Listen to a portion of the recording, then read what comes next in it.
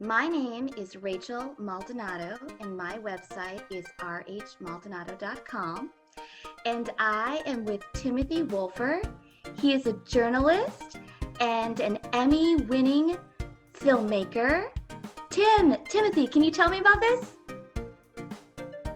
Yeah. Hey, first of all, thank you so much for having me and putting together these podcasts and video casts. It's really cool how you're collecting people's stories and like sharing them and stuff like that. So I've been a documentary filmmaker for the last 12 years or so, and mostly focusing on issues around migration and humanitarian aid. And as you mentioned a couple of years ago, I was working on a show for the Chicago PBS station, and the show won an Emmy, and I was one of the producers. So I had the honor of getting to share in that experience with them. I live now in Baltimore, and we've produced documentaries for large humanitarian aid agencies and people working in global health, and we put that all together for them for their marketing and advocacy. And so that's what I do now. Wow. And so you're a world traveler. You have been all over. What are some of the various locations, countries that you've gone to for your documentaries? So, so I've spent a lot of time in like Southeast Africa, Central America, and Asia. Most notably, some of the countries have been places like South Sudan. I was in Haiti a couple of days after the earthquake hit there in 2010. And then I've also done some in like Southeast Asia. And again, it usually revolves around humanitarian conflicts. So like I was in Bangladesh when the influx of Rohingya were coming across the border, or a lot of hurricanes and stuff in the Caribbean. Wow. Wow. And a lot of these places, are there a lot of dangers? It's a dicey time, situation. You know, I get this question a lot, and it's always quite interesting because, like, I guess that they are dangerous at times. The South Sudan is not known for being the safest country, but there's always a procedure to follow, and you always do your best to stay safe.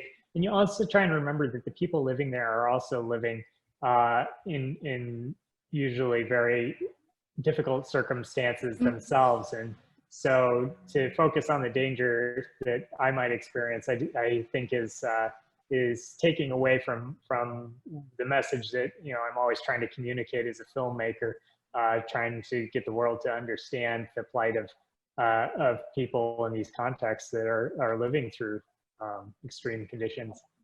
Sure. And you're working on a really exciting project right now. Can you tell me about that? Yeah, this is very exciting. This is where we're at right now. My new documentary coming out is called The Wright Girls. It's going to be available on iTunes, Amazon, Google Play, as well as DVDs at places like Target and Barnes & Noble, starting August 11th of this year. The film follows a group of 4 transgender women as they joined up with the migrant caravan in 2018 and crossed Mexico. And I won't give away the end of the film, but the whole purpose of their journey was to come to the United States and seek asylum. So I flew to southern Mexico. When I heard about the caravan, I was fairly distraught about a lot of the rhetoric I was hearing coming out of specifically the U.S. president's mouth about how these people were criminals and stuff. And I know from this experience that these people, migrants, are rarely criminals. They're usually just people that are under such extreme circumstances that they're willing to ditch everything to try and find a better life for themselves. And so I just wanted to put that human side to that story. So I bought a plane ticket, flew to southern Mexico, found the caravan, met up with them, and then within the first 24 hours, I found this group of women that had banded together to stay safe because they were getting a lot of discrimination, even within the caravan of who they were. But they'd formed a little community to stay safe and share resources. And I asked if I could follow them the next day, and they said, "Sure, go for it." And so I followed them for one day, and then I followed them for another day, before I knew it, 6 weeks had passed, and we had been on this amazing journey. And so I came back, and we started the daunting process of editing for the next couple of months, I guess 11 months or so. And that's the film that we have coming out now in August.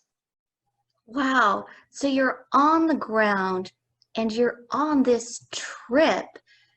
Were there just so many emotions actually doing that?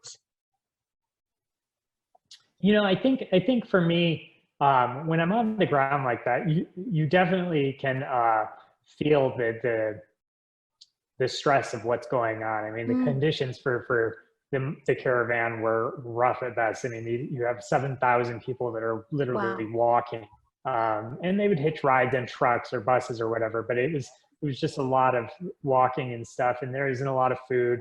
They don't have tents or anywhere to sleep, so they just sleep out on the ground. No quality places to bathe or use the bathroom. So it's a very horrible situation. And to think that all these people have the kind of the same hopes and dreams, and to also understand the dynamics of what happens once they do hit the U.S. border and the odds of them making it. It's a very stressful situation. I think when I'm there, I tend to be focusing on my job, and it's when I come back and I look through the footage and everything that I really process just the gravity of what had taken place or what is taking place. Um, but when you're down there, you have to just focus on keeping yourself safe and fed, and getting enough rest, and just making sure that you're documenting things as accurately as possible so that the truth can come through, hopefully. So when you're on the ground, is it a little bit of a survival piece for you too? You're just trying to get to the next day. And then when you get back and you're editing is when you really have time to reflect because it happens, in real time so fast. Yeah. Yeah, when you're on the ground, there's a lot of logistical pieces that have to happen, especially with a project like this where everyone is moving every single day and you don't know where Mm, they're moving to. So it's not like you can pre-book your hotels. So once you got to a new location, um, I would have to go and seek out a hotel for the night and like find food for myself and stuff like that. So you're only filming and working maybe just a few hours a day, and then the rest you are having to focus on logistics for yourself. yeah, wow. And then this process of editing, you were doing that for months. And when you do that, what's that like for you as a filmmaker? You know, it was a bit of this project. So I'd been with the girls or the women for about 6 weeks, and then I came back and I took a few months off just to kind of like Mm, process it. And like when you do a project like this, you live vicariously yeah. through these women for as you're making the film, and so kind of recapturing my own life and taking some time off.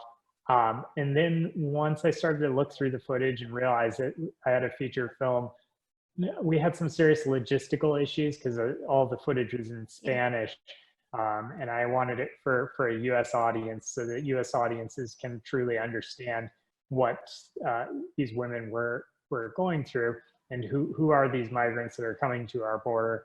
So I had it all transcribed uh, from the video into Spanish, and then we translated it all so we could even just get a better idea of what we had, and then we yeah, edited it over the course of several months. I think the goal was to have it done for the South by Southwest deadline, which was in like August or September, October of 2019. So that was what we worked towards. And um, the film you see today is basically what we submitted there. We did clean up a lot of it over Christmas, but yeah.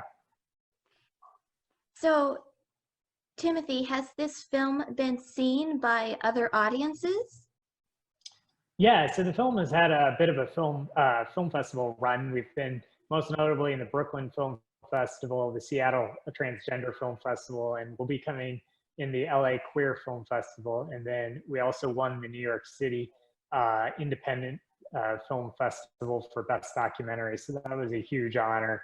And it's all very exciting as the lead up to the release in August. Wow, that is exciting. Wow. And does this feel like a culmination, a labor of love? Does it feel any different than all your other work that you've been doing, your other documentaries?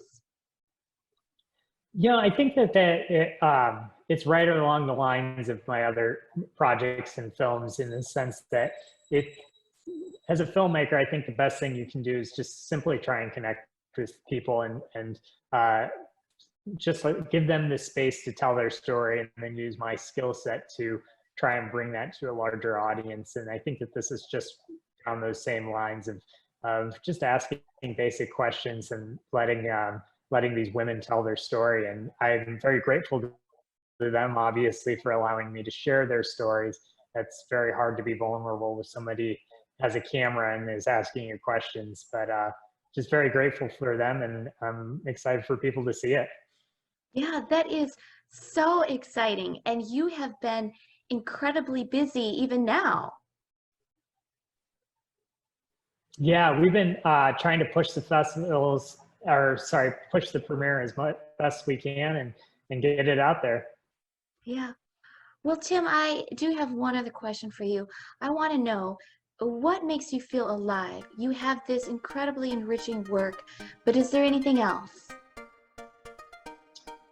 I think what makes me feel alive is whenever I can get out there and take historical events, right? Things that people know the information behind, and try and put the human story to them.